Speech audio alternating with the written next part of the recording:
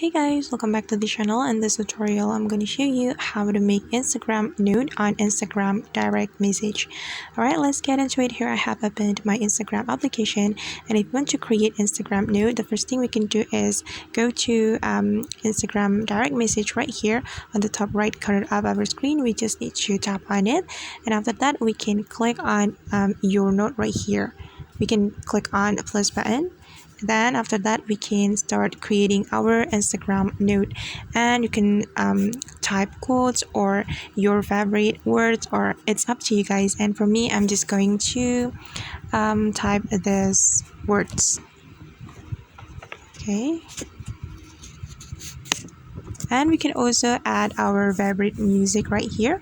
We can tap on this music button, then just select the music that you like, and for example, I'm just going to select this one.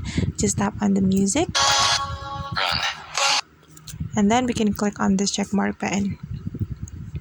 Alright, and after that we can click on share right here to share our Instagram nude to our Instagram direct message, and this is the nude. And okay guys, that's how we can create Instagram nude. I hope this tutorial will be helpful for you. Thank you so much for watching, and see you on the next video.